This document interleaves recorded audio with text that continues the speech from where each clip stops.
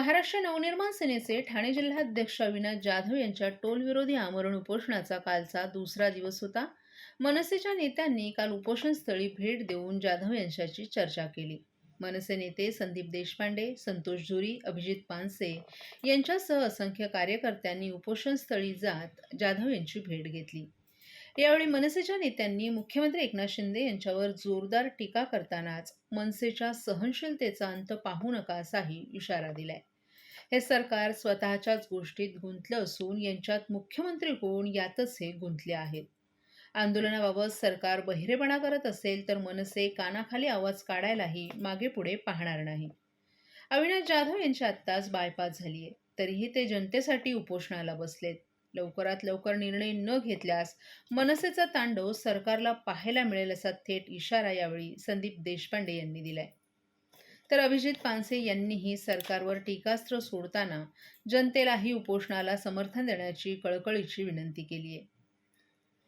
सरकार राहील की नाही याची यांना काळजी आहे, त्यामुळे दिल्लीचे वारे जास्त वाहू लागलेत. 65 टोल नाके बंद करण्याचं श्रेय फक्त मनसेला आहे. खोटं बोलणारी ही सर्व लोक असून पहिल्यांदा आम्ही शांततेत आंदोलन करतो. अविनाश जाधव यांच्या आंदोलनासाठी येथे येऊन आपला सहभाग नोंदवावा ही ठाणेकरांना विनंती करत असल्याचं यावेळी अभिजित पानसे यांनी आवाहन केलं. सर, उपोषणाच्या मार्गाने आंदोलन होतंय, मनसेची स्टाईल नसली तरी देखील सरकार जमिनीवर येईल का? सरकारला मागावं लागेल का, झुकावं लागेल का? तुम्हाला कल्पना आहे सरकार राहील का नाही राहील याची काळजी आहे. त्यामुळे ठाण्याच्या वाऱ्यांपेक्षा दिल्लीच्या वाऱ्या जास्त वाढलेल्या आहेत. हरकत नाही आमची, दिल्लीतनं हा निर्णय आणला तरी आम्ही त्याचं स्वागतच करू. गेले अनेक वर्ष ही आश्वासनं दिलेली गेलेली आहेत की आम्ही टोल रद्द करू. कुठलंही सरकार असो, पहाटेचं असो, रात्रीचं असो, आत्ताचं असो, पूर्वीचं असो, प्रत्येक जणांनी हे आश्वासन दिलं की टोल आम्ही बंद करणार टोल. आणि या महाराष्ट्रातले 65च्या वर जे टोल नाके बंद झाले त्याचं केवळ श्रेय महाराष्ट्र नवनिर्माण सेनेला आहे. आज इथे ठाणे लोकसभा एकमेव जगातली लोकसभा आहे, भारतातली एकमेव लोकसभा आहे की ज्याच्या एक्झिट पॉईंटला 5 टोल आहेत मुंबईला आत शिरताना. आणि वेळोवेळी ते पिवळी पट्टी मारून त्याची वाहनं सोडा सांगितलं, MS-04ची वाहनं सोडणार म्हणले. कुठलंही आश्वासन आहे, उलट टोलवाढ केलेली आहे. मला असं वाटतं की हा अत्यंत जनतेचा घोर अपमान आहे. खोटं बोलणारे हे सगळे लोक. आमची एवढीच इच्छा आहे, सन्माननीय मुख्यमंत्री आता ठाण्याचे आहेत, त्यांचे सुद्धा तुम्ही यूट्यूबवर गेला तर 10 व्हिडिओ सापडतील की आम्ही टोल बंद करणार आहोत. पिवळ्या पट्टीविषयी सांगितले आहे. आमची विनंती आहे की अत्यंत शांततेच्या मार्गाने महाराष्ट्र नवनिर्माण सेना बहुधा अविनाश जाधव यांच्या नेतृत्वाखाली पहिल्यांदाच शांततेत आम्ही इथे उपोषणाच्या मार्गाने आंदोलन करतोय. याची कृपया दखल घेण्यात यावी. ठाणेकरांचा टोल बंद करणार असं तुम्ही सांगताय. मी माननीय मुख्यमंत्र्यांना आवाहन करू इच्छितो तुमच्या सगळ्यांच्या माध्यमातून, हे जर दिवाळी गिफ्ट संपूर्ण पाची टोल जर बंद करण्याचं मुख्यमंत्र्यांनी दिलं तर पहिला प्रचार मी कराल, त्यांच्या मतदारसंघात जाईन. पण खोटं बोलणं थांबवा आणि आमचे टोल बंद करा. ठाणेकरांना काय आवाहन करा?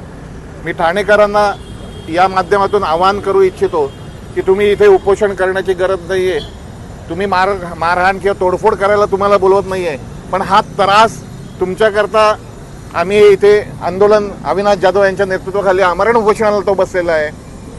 1.5 महिना झाला. मला बोलायला खरं मीडियासमोर बोलायचं की नाही असं वाटतं, पण 1.5 महिना झाला. त्याची बायपास सर्जरी झाली आहे, तरीही तो इथे आमरण उपोषणाला बसलेला आहे.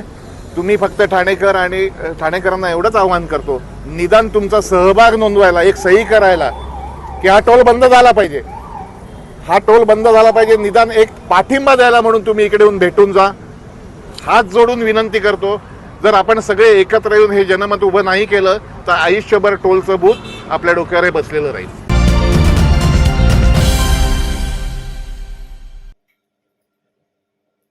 महाराष्ट्र नवनिर्माण सेनेचे नेते संदीप देशपांडे यांनी ठाण्यातील टोलविरोधी उपोषणस्थळी भेट दिली. यावेळी कार्यकर्त्यांसमोर त्यांनी आपली आक्रमक भूमिका मांडली. मनसे लोकशाही मार्गानं शांततेपणे उपोषणाच्या मार्गानं आंदोलन करतोय. मात्र जर या सरकारला ही भाषा समजत नाही असं दिसून येतंय. येत्या 2 ते 3 दिवसात जर यासंबंधी निर्णय न झाल्यास MMRDAच्या ऑफिसमध्ये जो काही तमाशा होईल त्याला सरकार जबाबदार राहील मनसैनिकांचं तांडव या ठिकाणी पाहायला मिळेल असा इशारा संदीप देशपांडे यांनी दिलाय.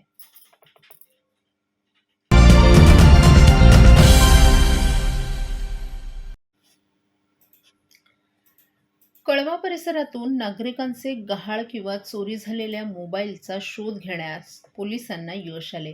गेल्या वर्षभरात हरवलेल्या अशा 4,56,850 रुपयांच्या 60 मोबाईलचा शोध घेण्यात आला आहे. हे सर्व मोबाईल पोलीस उपायुक्त गणेश गावडे यांच्या हस्ते काल संबंधित नागरिकांना सुपूर्द करण्यात आले. कळवा पोलीस ठाण्याच्या कार्यक्षेत्रातील नागरिकांचे विविध कंपन्यांचे मोबाईल 2022 आणि 2023 या वर्षात हरवले होते.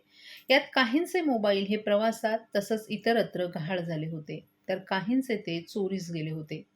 त्याच अनुषंगानं वरिष्ठ पोलीस निरीक्षक कन्हैया थोरात यांच्या मार्गदर्शनाखाली पोलीस निरीक्षक जितेंद्र कुंवर, उपनिरीक्षक किरण बगढाणे, विजय गोरे, पोलीस अंमलदार नामदेव कोळी, प्रशांत लवटे आणि स्वप्नील खपाळे आदींच्या पथकानं या मोबाईलच्या शोधसाठी विशेष कामगिरी बजावली. या मोबाईलची सविस्तर माहिती CIR या केंद्र सरकारच्या ॲपमध्ये भरवण्यात आली. त्यानंतर या मोबाईलवर तांत्रिक पद्धतीनं बारकाईनं विश्लेषण करत हरवलेल्या मोबाईलच्या पत्त्यांबाबतची माहिती काढण्यात आली. संबंधित ठिकाणी जाऊन हे मोबाईल ताब्यात घेण्यात आले. गहाळ मोबाईल मिळाल्यानंतर त्यांची विक्री करण्यात आली होती. ज्यांच्या हाती लागले त्यांना विश्वासात घेत पोलिसांनी त्यांच्याकडून ते ताब्यात घेतले. हे सर्व मोबाईल 6 ऑक्टोबरला संबंधित तक्रारदारांना पोलीस उपायुक्त गणेश गावडे यांच्या हस्ते सुपूर्द करण्यात आल्याचं निरीक्षक थोरात यांनी सांगितलं. आपले मोबाईल सुखरूप मिळाल्यानंतर मोबाईल धारकांनीही समाधान व्यक्त केले. वेगवेगळ्या कंपन्यांचे हरवलेले मोबाईल, ज्यांचे हरवलेले मोबाईल होते त्या तक्रारदारांना परत देण्याचा कार्यक्रम पोलीस स्टेशन कळवा यांच्या टीमनं केलेला आहे. पोलीस स्टेशनचे सिनियर PI, क्राईम PI, डिटेक्शनचा स्टाफ, पोलीस स्टेशनचे स्टाफ यांनी तांत्रिक विश्लेषणाच्या आधारे जे हरवलेले मोबाईल आहेत की ज्या हरवलेल्या मोबाईलकडे काहीसं गुन्ह्यांपेक्षा कमी लक्ष असतं, दुर्लक्ष होतं, मात्र ते होऊ नये याकरता चांगले परिश्रम घेतलेले आहेत. आणि आता जे मोबाईल आपण तक्रारदारांना परत दिले त्यावेळेस त्यांच्या चेहऱ्यावरचं हास्य, त्यांच्या चेहऱ्यावरचं समाधान, त्यांच्या चेहऱ्यावरचा विश्वास पाहून निश्चितपणानं सर्व पोलीस स्टेशनसाठी आणि अन्य पोलीस स्टेशनसाठी एक चांगला हा मेसेज जातोय. सगळ्या नागरिकांना हेच आवाहन आहे, मोबाईल चोरीला गेला असेल, हरवलेला असेल, स्नॅचिंग झालेला असेल तर अशा प्रकरणामध्ये तात्काळ आपण पोलीस स्टेशनला संपर्क करावा.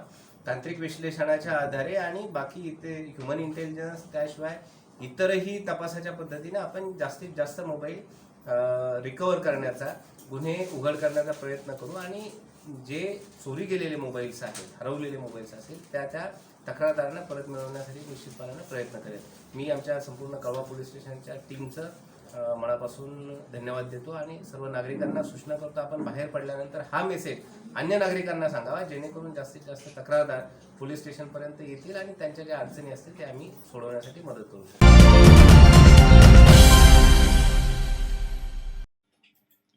गेल्या 3 दिवसांपासून टोल दरवाढी विरोधात उपोषणाला बसलेल्या मनसे नेत्या विनायक जाधव यांच्याकडे शासनानं साफ दुर्लक्ष केल्यानं मनसेनं आपला संताप व्यक्त केलाय. सामान्य माणसांचे मुख्यमंत्री म्हणून मिरवणारे मुख्यमंत्री ठाण्याचे असूनही ठाण्यातील सामान्य नागरिकांना टोलमुक्तीसाठी उपोषणाला बसावं लागतंय. त्याकडे ढुंकूनही ते बघत नसल्यानं अविनाश जाधव यांनी संताप व्यक्त करत मुख्यमंत्री एकनाथ शिंदे यांच्यावर हल्लाबोल केलाय. मुख्यमंत्री होण्यापूर्वी या टोलबाबत वेगळी भूमिका होती. स्वतः टोल बंद व्हावा यासाठी ते आग्रही होते.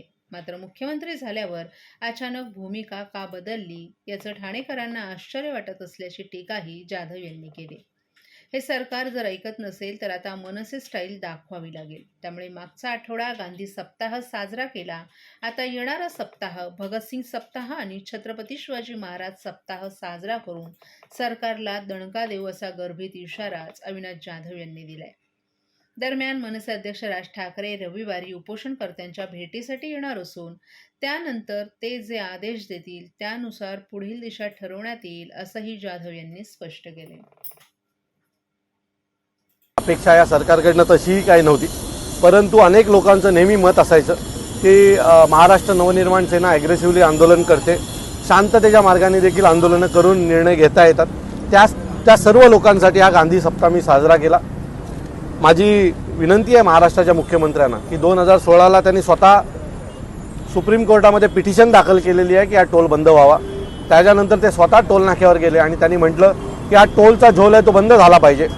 काल माझ्याकडे जे MMRDAचे अधिकारी आले होते त्यांनी मला असं सांगितलं की याच्या बाबतीत निर्णय फक्त महाराष्ट्राचे मुख्यमंत्री घेऊ शकतात. तर हेच ते महाराष्ट्राचे मुख्यमंत्री ज्यांना टोलचा झोल वाटत होता, जे स्वतः कोर्टात गेले की हा टोल बंद व्हावा. आता जर MMRDAचे अधिकारी म्हणतात की महाराष्ट्राचे मुख्यमंत्री निर्णय घेऊ शकतात, तर ठाण्याचे त्यांनी निर्णय घ्यावा आणि ठाणेकरांना या टोलमधनं मुक्त करावं. नाहीतर ठाणेकरांना असं वाटेल की तुम्ही जी आधी आश्वासनं दिली आहेत, जसं की क्लस्टरचं आश्वासन दिलं होतं, ठाण्याला स्वतःचं पाण्याचं धरण देणार होते, हे आश्वासन देणार होतं, आम्हाला 750 स्क्वेअर फूटला माफी देणार होते, 30 एकरमध्ये बॉटॅनिकल गार्डन देणार होते, यातली कुठलीच गोष्ट झाली नाही. तसंच एक खोटं आश्वासन, 5वं आश्वासन पण तुमचं खोटं आहे का असं ठाणेकरांना वाटेल. कृपया माझी विनंती आहे की याची सुरुवात धर्मवीर आनंद दिघे साहेबांनी 1999ला केली होती. 1999ला धर्मवीर आनंद दिघे साहेब पहिले पिटिशन होते की जे कोर्टात गेले होते आणि ज्यावेळेला टेंडरिंग झालं होतं त्याच वेळेला त्यांना भविष्यात कळालं होतं की याचा आमच्या ठाणेकरांना त्रास होणार आहे. सो दिघे साहेबांना त्यावेळेला कळालं होतं की बाबा याचा त्रास होईल, ज्यावेळेला टोल आला पण नव्हता. आणि त्यावेळेला ते जर पिटिशन झाले, त्यांनी दाखल केली असेल, तर आज तुम्ही त्यांचे मोठे मोठे फोटो लावून मुख्यमंत्री म्हणून मिरवताय ना, तर त्या आमच्यासाठी नाही पण त्या दिघे साहेबांसाठी तरी तुम्ही हा टोल बंद करावा, वाढीव टोल रद्द करावा, ही आमची मागणी आहे.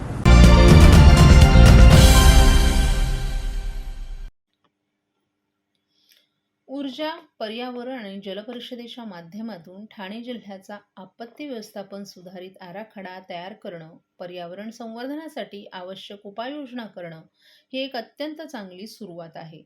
ऊर्जा, पर्यावरण आणि जलपरिषदेच्या मार्गदर्शनाखाली जिल्ह्याचा आपत्ती व्यवस्थापन आराखडा अधिक परिपूर्ण होईल असा विश्वास ठाणे जिल्हाधिकारी अशोक शृंगारे यांनी व्यक्त केलाय.